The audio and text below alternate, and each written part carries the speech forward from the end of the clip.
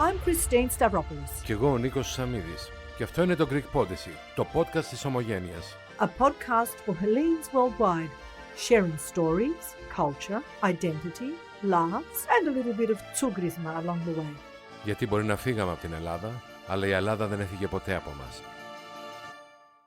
This podcast brought to you by Natasha Karamiho, your trusted legal voice in Greece for all your legal matters, and Helco Consulting, trusted services for all business and investments in Greece. People usually asking why you guys starting doing this podcast, or what drives you to take that decision. I would love to discuss with you today, Christine, why these kinds of initiatives are important to our community.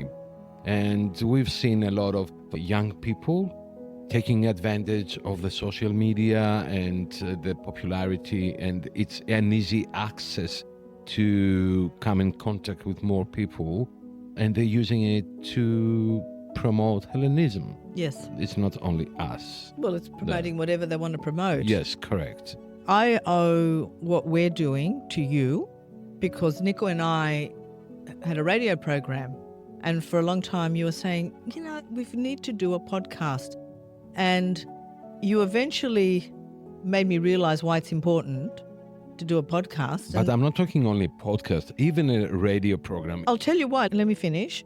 Because we now have more engagement with a podcast. Even radio stations, they have their radio program, but they're starting their own podcasts as well, because they can see that it is listening to a conversation.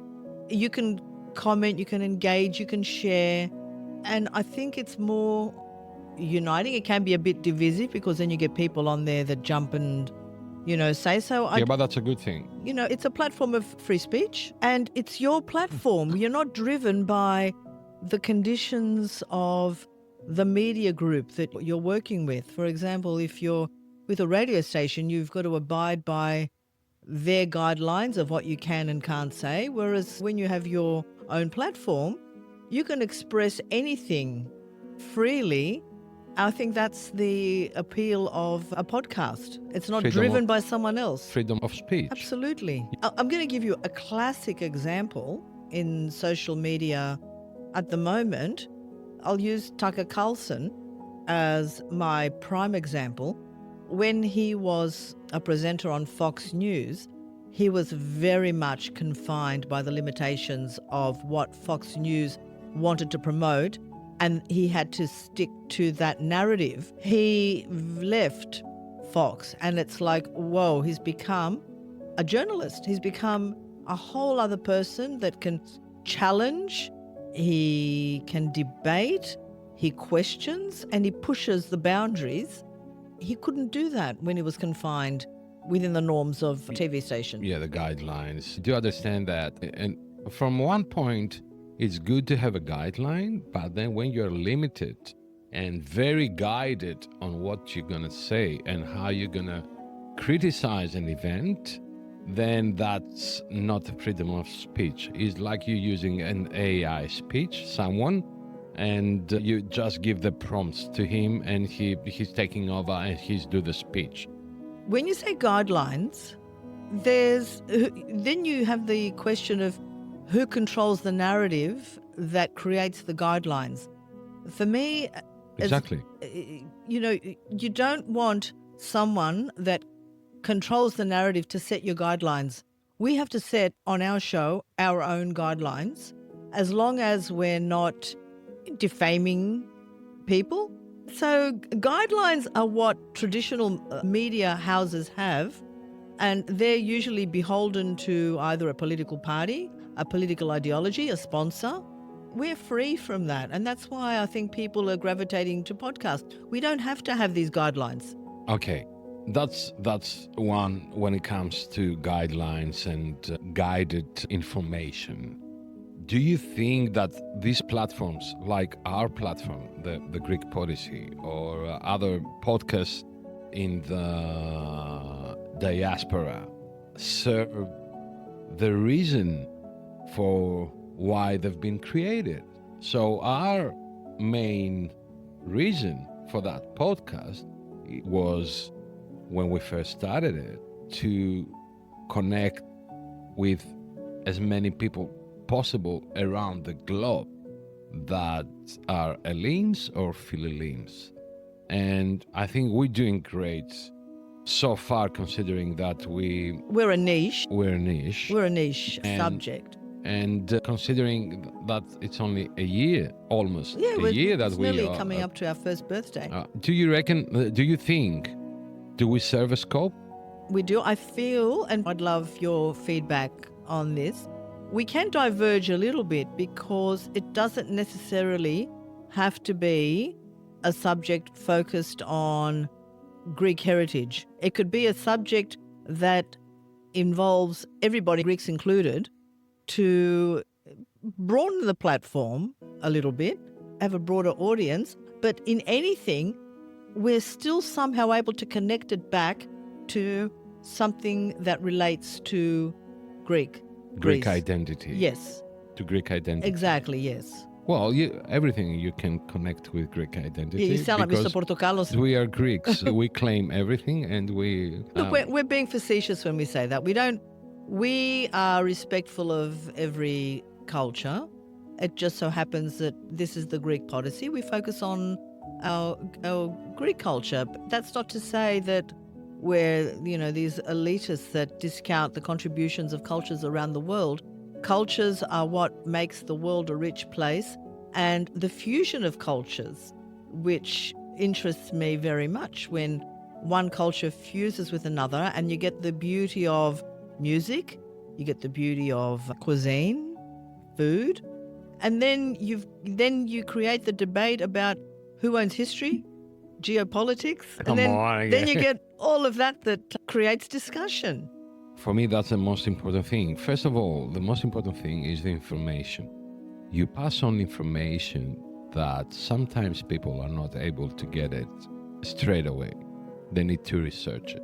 So when you have an episode named Why Macedonia Matters, for example, the audience know that this is the episode, and what they're going to listen during this episode is everything has to do with the Macedonian issue, for example, or why Crete is unique.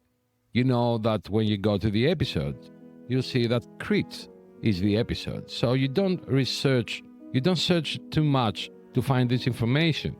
Of course, the information needs to be legit, and especially when we're talking about facts, historical facts and political facts, then you need to be very, very careful and to do that. But I want to say that we've seen many tries from other platforms trying to do that and find it difficult to continue.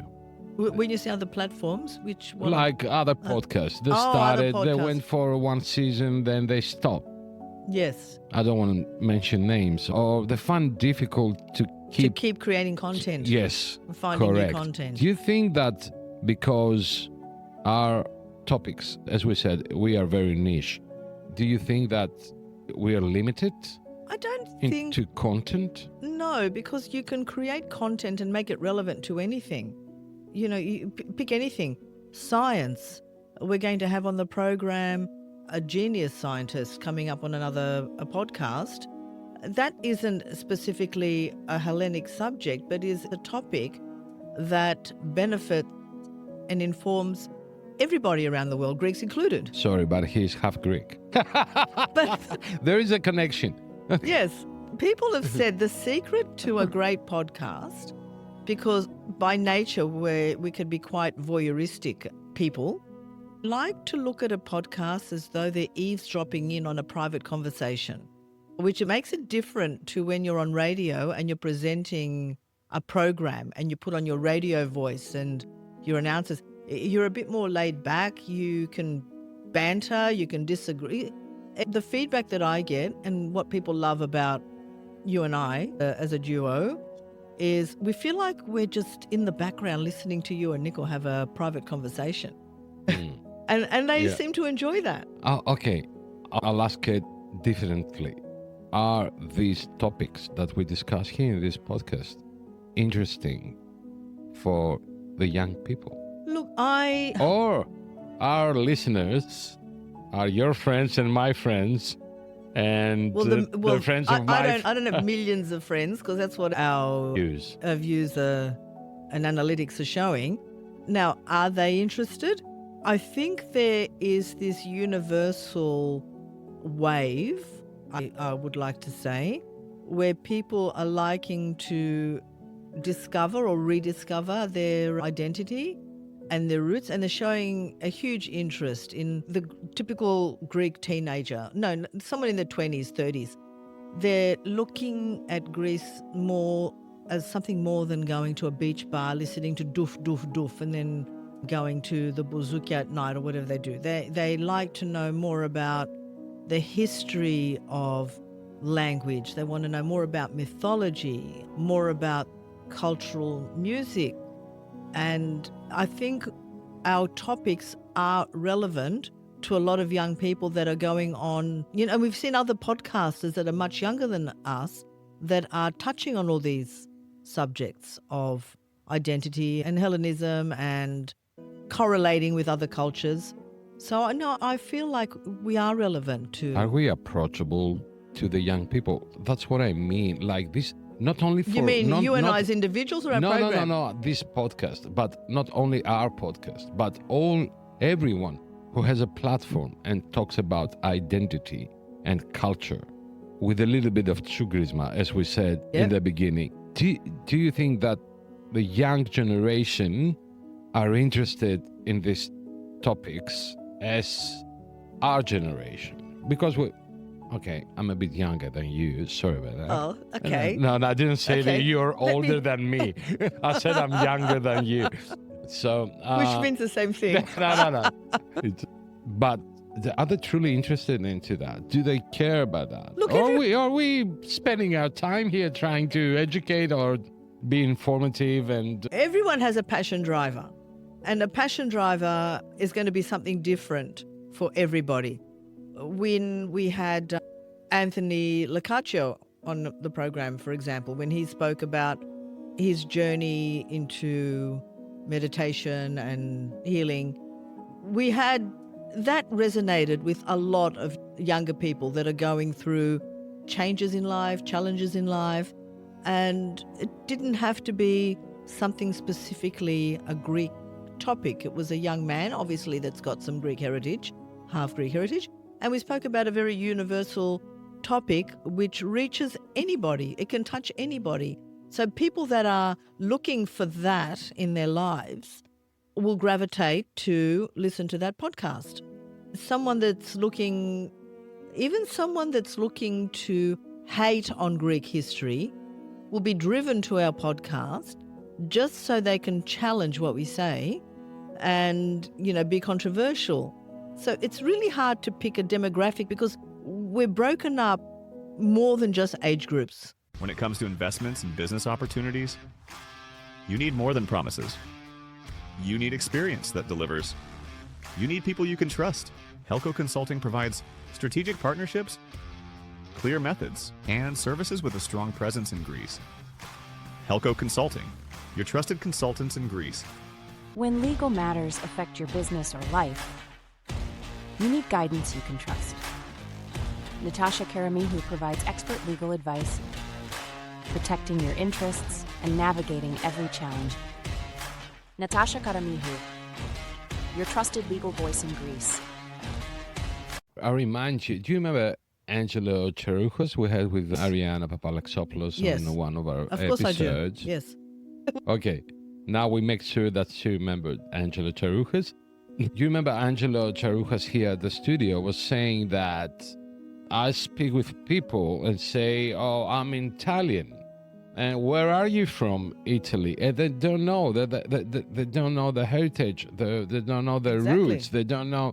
So that gives me an idea that younger generation, instead of digging deeper to the history, the connections, the culture, the identity, they're moving a bit backwards, and they see like Greece as a holiday destination, and where Mykonos or Santorini, where the vibes are, and that's what we want to do. We want to have some good time there, go spend the time on sunbaths and the drinks at night, and let me finish, and live the life that they see on the videos and promotion and all that. So they're not strongly connected with their identity. No, that's not great. You could pick that up and take it to Ibiza. It's exactly the same experience. And that's why I'm asking, are we appealing to this generation? Are these topics appealing? From our experience over the past year, it's when young people are starting their family and they have a child and they feel this obligation. They think, well, I want to know, what am I passing on to my child? What am I going to, when my child says, where are you from and where have I come from? That, I think, is the motivation to then dive into a podcast like ours, to learn more about where they come from and, what's made them who they are today, and have this pride in their history, because it's something that they want to have pride in passing on to their child. And I saw that, I experienced that. Let me use myself as an example. When I was growing up, I was very much an Australian girl that tried to hide her Greekness. When I matured, I had my own child, I then thought, well, this child, what's its identity? The identity is more than the name that you're given at birth.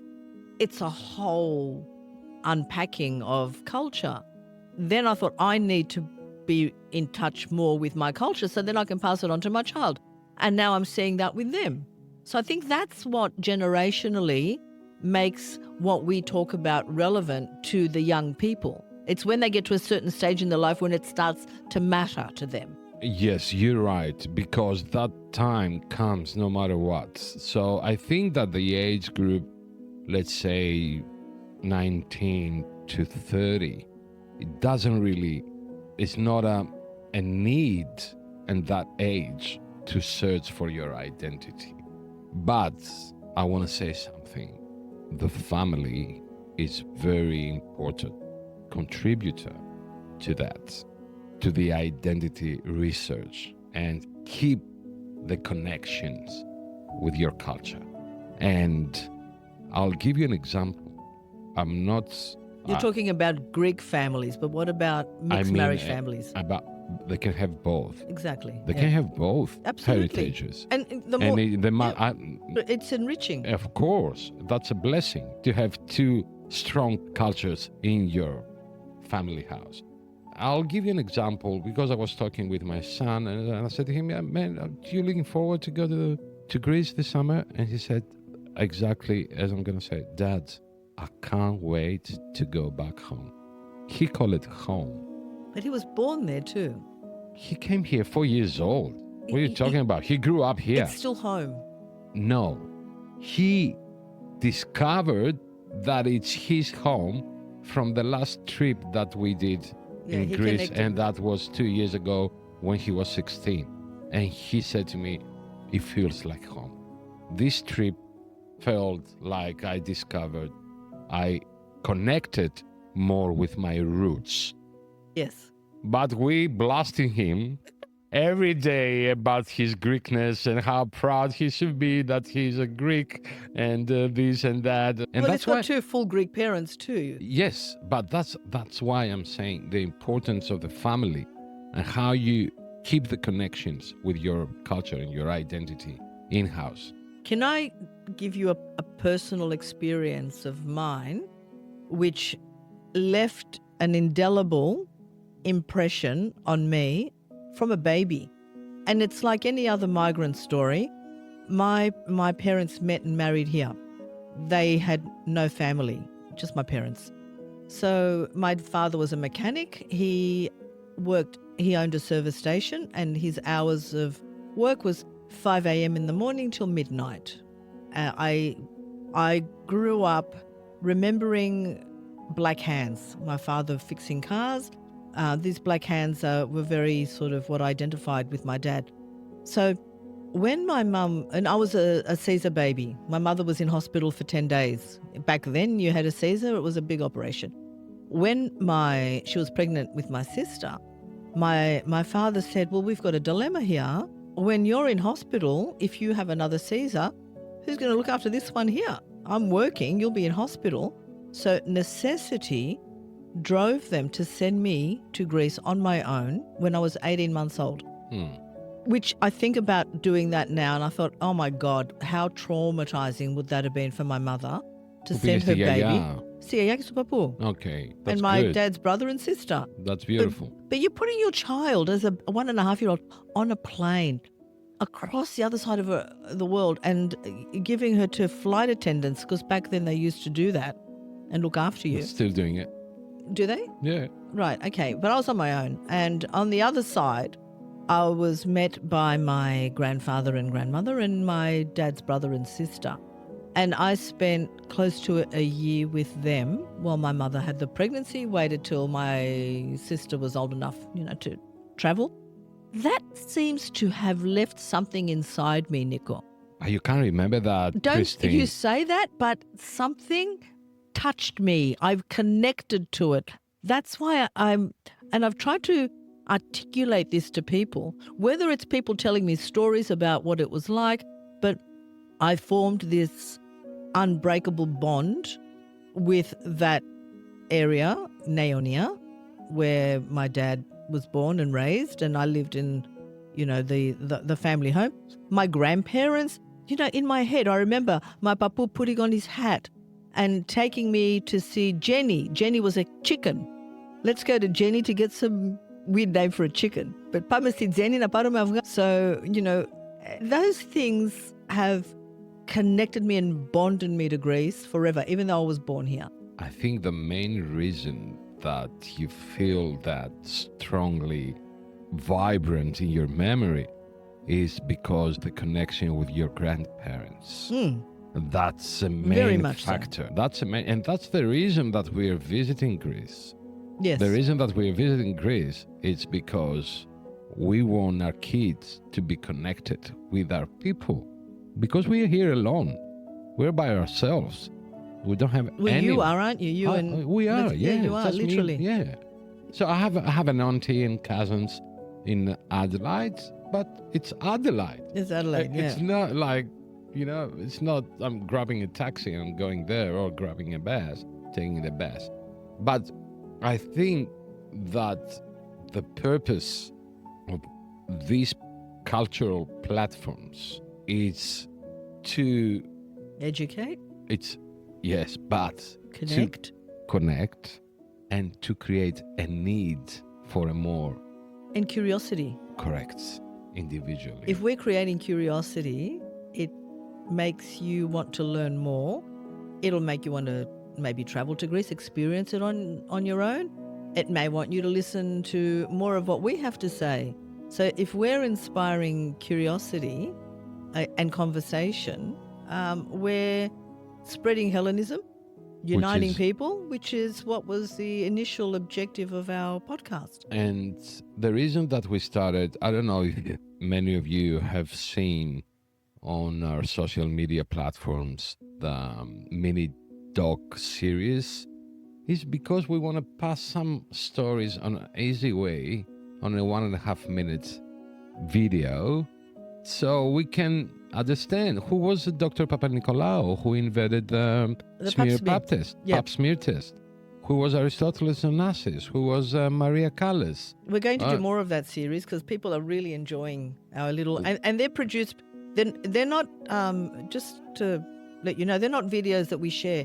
They're videos that we create, that Nico creates. We produce them as the Greek Podyssey. Yes. So they're not, you can't find them anywhere else. You can share them. You Obviously, can you can share of them. course. They've been shared thousands of times. And that's another key aspect of why we do what we do. We can create content like this and share it. And it's shared, thousands of times around the world. And I feel that's a contribution that we're making to our culture. Exactly right. That's what I want to say, that we have also duty. A duty, yes. We have a duty. I love it when I have to tell you the English word because you're always because giving I'm me the stuck. Greek word.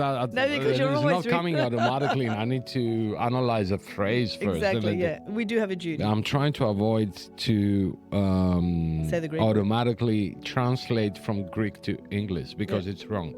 Anyway, so we have a duty, and our duty is, if you want to identify it as a cultural podcast or a media creator, cultural media creator, you have a duty, and that is to pass on your identity to as many information, as many as you can. And I think we're doing all right. Well, we're coming close to our first year. Yes. It's Jesus. like, wow. Oh, God. Post me access. Okay, I know. No. It's like I'm asking the same thing. We're very good yin and yang. Um, And we've had some excellent guests on the show. We want to provide varied guests, so we have varied content, and then obviously have the interaction between you and I, Nico. yes, I know people that recognize you on the street now, Christina. Well, Say, you're oh not my out- God, you're the girl You're the from the podcast. Yeah. Yeah. Not because I'm more popular than you. I just get out more than you. That's the problem. Now, when I'm doing the editing, Yeah, he's in his editing I have studio. more scenes with you. And the other thing is you jump over on me, so you're taking most of the speech here. No, I don't. No, I'm kidding. Yeah, but we have a duty, and as I said, it's a blessing to have this platform to share our content. Why don't we get one of that age group that you're referring to and bring them into the studio and have this conversation? You know what I want to ask to the younger audience out there of the Greek Podyssey? Which subjects you think that are very important to you? Which subjects you think that you would love to touch that we haven't touched yet? I think we need a bit of a feedback from the younger ones so we can have a bit of a balance. We would like more young people to get into this platform and to listen and to contribute with their stories, because we need to go further. We need to see how their Greek identity helped them to overcome challenges in their life, for example. Or what they identify with now. I can think of a couple of topics off the top of my head now. We haven't really touched on music. And the younger ones, we're all so focused on traditional music, which we love, but there's this new wave of music now that the younger people, and you know it because you play it, Nico, you're very much into that. So I don't think we've utilized you musically with your professional training, get meta and introduce that side to a younger audience, or the grittiness of some of the suburbs in Greece, Exarchia, for example, and what's the culture in those enclaves of urban culture of in Athens, or we've got still so much content that we can bring you. We love your suggestions, and particularly the feedback, like you said, from the younger people. What makes it relevant to you? So then we can create that for you. Exactly. Yeah, but as I said, I would love to see more young people coming in and interact. For me, that's the key, the interaction. Because when we have a conversation and we're having a feedback and we're having a question and an answer, a second question, for me, that's the productive part of. Well, the interaction is what is everything. A podcast or a platform or a radio show. You see, in Greece now, all radio shows have cameras and they're doing live recordings of the show. Yes. Of the radio show, and then they're posting it and they keep the audience engaged. Look, even television as a medium, it's changed. Everyone streams TV programs now. Yes. They're free to air. They've got their challenges with funding, sponsorship, whatever. Everything is streamed. So they may have their traditional programs that they've always had, but they're also streaming them because, that's the way the technology is now. Have you missed do you have a Greek channel box? I have. I've got every single channel. That's all I watch. Okay. So because I've been contacted from a friend from United States, Kostas Asimakis, and he asked me, Nick, could you kindly please give your honest review, because I'm creating the Papu TV, which is Papu TV. I love the name already. I love the name already. Name, because it's a platform that you can have all the Greek channels in one, or you just subscribe to whichever you like, and extra more. Yeah. And I said, okay, yeah, Costa, I'll do that for you, and I'll let you know. But I didn't have the time to watch any of the TV. I'll send it to me because I love it. Yeah, okay. You want to do the review? I'll do the review. Send it to me. Okay, beautiful. I'll review Papu TV. Okay, beautiful. That's another one. Only because I watch a lot of Greek television. And you know what? Predominantly Greek television. I think that all Greek businesses should be lobbied. We should support one another. Yep. We should connect one. We should have this network. There's that network, that global network that... Yes, exactly. We want to, really lobby for that. But do you know one of the reasons I watch a lot of Greek TV? It's a way to improve my language skills. That's the best. Honestly, not only my vocabulary, syntax, accent, you think, oh, what did that How word about, say? Orthography, I'm getting better at that. You're getting better at that because who's teaching you? You. Like, you don't get orthography unless you're reading subtitles. You don't read? I do read. You have to. I'm quite fluent reading Greek. That's the way. And that's how I've learned. That's what the made way. me fluent in reading Greek was Greek theatre, having to learn and memorize the scripts. Yes. So learning Greek does not have to be going to a classroom with a teacher. It can be listening to Greek television, taking part in Greek theatre, just listening to the language. And I can put on a French film. I can put on a French film, for example. Songs. Music, absolutely. I can put on a French film or Italian, and without just focusing on what they're doing, it familiarizes yourself. You familiarize yourself with the language.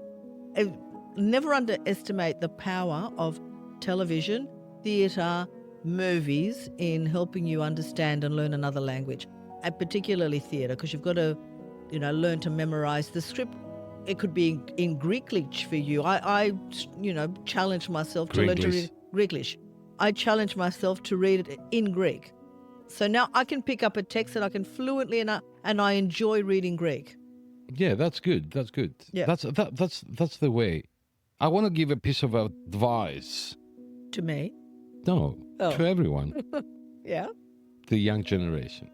By keeping your Greek identity alive now that you are in a young age, and I'm talking people like from 16 to 25, because after that period starts coming out more easily. Yes. It's very important because in the future it's a tool for you. Keeping your Greek identity and discovering your Greek roots and connect with your Greek roots, it's a tool for your life. I can guarantee that 100%. Do you agree with that?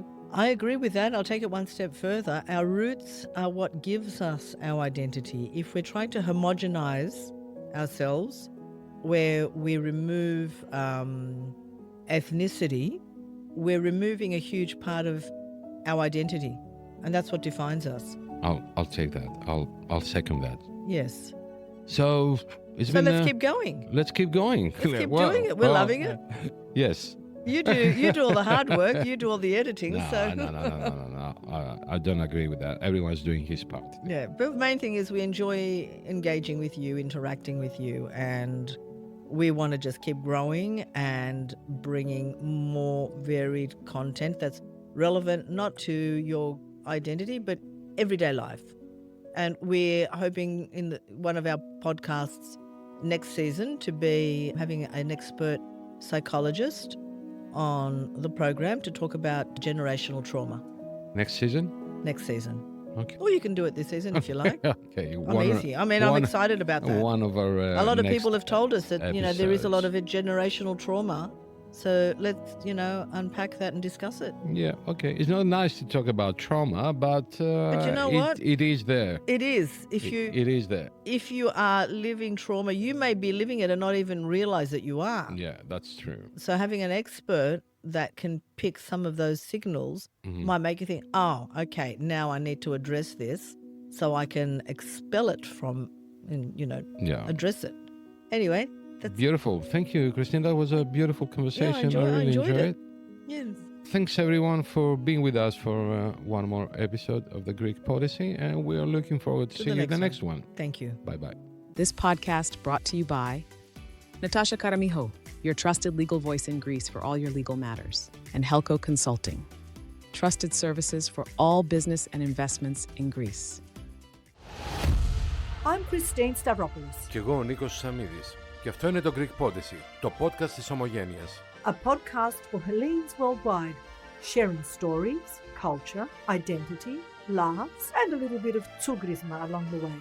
Γιατί μπορεί να φύγαμε από την Ελλάδα, αλλά η Ελλάδα δεν έφυγε ποτέ από μας.